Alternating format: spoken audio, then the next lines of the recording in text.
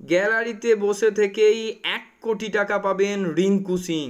অবিশ্বাস্য হলেও এটাই সত্যি হতে চলেছে।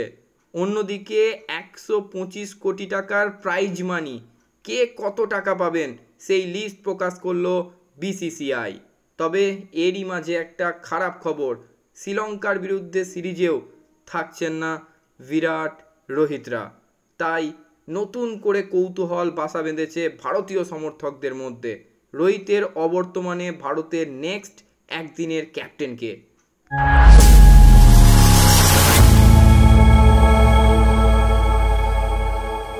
হ্যালো অ্যান্ড ওয়েলকাম গরিবের ক্রিকেট জ্ঞান ইউটিউব পেজে আরও একবার সকলকে স্বাগত জানাই। ভারত বিশ্ব চ্যাম্পিয়ন, সে আমরা সকলেই জানি, এবং এই বিশ্ব চ্যাম্পিয়ন টিম ইন্ডিয়াকে 125 কোটি টাকার বিরাট পুরস্কার তুলে দিয়েছে board of control for cricket in India BCCI. 4 July Wankhede স্টেডিয়ামে সাফল্য উদযাপনের সময় অধিনায়ক রোহিত শর্মা এবং প্রধান কোচ রাহুল দ্রাবিড়ের হাতে পুরস্কারের অর্থ তুলে দেওয়া হয়। এবং এই পুরস্কার ঠিক কার মধ্যে কীরকমভাবে ভাগ হবে সেটাই আজ প্রকাশ করেছে বিসিসিআই। এখন অবধি রিপোর্ট অনুযায়ী মূল স্কোয়াডে থাকা 15 জন সদস্য প্রত্যেকে পাবেন 5 কোটি টাকা করে। তার মানে সঞ্জু স্যামসন, যুজবেন্দ্র চাহাল, যশস্বী জয়সওয়ালরা কোনো ম্যাচ না খেলেই পাবেন 5 কোটি টাকা। প্রধান কোচ দ্রাবিড়ও একই পরিমাণ অর্থ পাবেন, তবে কোচিং গ্রুপের বাকিরা 2.5 কোটি টাকা করে পাবেন। অন্যদিকে ব্যাকরুম স্টাফ, যার মধ্যে ভিডিও প্রোডাকশন টিমও রয়েছে, তারা প্রত্যেকে পাবেন 2 কোটি টাকা করে। এবং প্রাক্তন ক্রিকেটার অজিত আগারকার, যার নেতৃত্বে এই বিশ্বকাপ জয়ী ভারতীয় টিম সিলেক্ট হয়েছিল, সেই প্রধান নির্বাচক কমিটির প্রত্যেককে দেয়া হবে 1 কোটি টাকা করে। অন্যদিকে আশ্চর্যজনকভাবে রিঙ্কু সিং, খালিল আহমেদ, শুভমান গিল এবং আবেশ খানের মতো রিজার্ভ খেলোয়াড়দের জন্যও পুরস্কার রেখেছে বিসিসিআই। তাদের প্রত্যেককে 1 কোটি টাকা করে দেওয়ার সিদ্ধান্ত নেওয়া হয়েছে বিসিসিআইয়ের তরফ থেকে। এই 125 কোটি টাকা ছাড়াও বিশ্বকাপ জয়ী ভারতীয় ক্রিকেট দল আইসিসির থেকে 20 কোটি টাকা পেয়েছে। রানার্স আপ দক্ষিণ আফ্রিকাও কিন্তু প্রায় 11 কোটি টাকার মতো পাবে। এটিও উল্লেখযোগ্য যে আইসিসির মোট প্রাইজ মানি ছিল প্রায় 94 কোটি টাকা।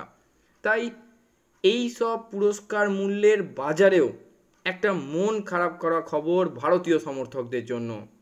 শ্রীলঙ্কা সিরিজে রেস্টে থাকবেন বিরাট, রোহিত ও বুমরারা। তাদের আবার আন্তর্জাতিক ক্রিকেটে দেখা যাবে বাংলাদেশের বিরুদ্ধে টেস্ট সিরিজে। তার মানে বিরাট, রোহিতকে ব্যাট হাতে দেখতে এখনও 2 মাসের অপেক্ষা। সত্যি কেরিয়ারের শেষ দিকটা দুইজন প্রিয় মানুষ কিন্তু অনেক কম ক্রিকেট খেলছে। অ্যাটলিস্ট ওডিআই সিরিজটা অন্তত দুজনা খেলতেই পারত। তবে এরই মাঝে নতুন করে কিন্তু কৌতূহল বাসা বেঁধেছে ভারতীয় ফ্যানেদের মধ্যে।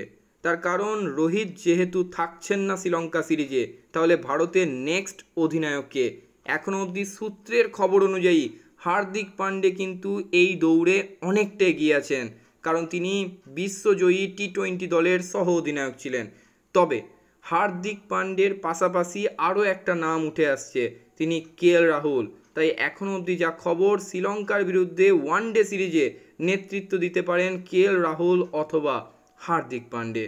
তবে বিরাট, রোহিতের এই রেস যদি সত্যি হয়, তাহলে আরও একবার ক্রীড়াপ্রেমীরা কিন্তু অনেকটাই হতাশ হবে, কারণ বিরাট, রোহিতকে ব্যাট হাতে দেখার জন্য কিন্তু প্রায় 2 মাস অপেক্ষা করতে হবে সকল ক্রীড়াপ্রেমীকে। আজকের মতো ভিডিও এই পর্যন্তই। সকলে খুব ভালো থাকুন, সুস্থ থাকুন এবং ক্রিকেট সংক্রান্ত যাবতীয় আপডেটের জন্য আমার গরিবের ক্রিকেট জ্ঞান ইউটিউব চ্যানেলটিকে সাবস্ক্রাইব করে আমার পাশে থাকুন।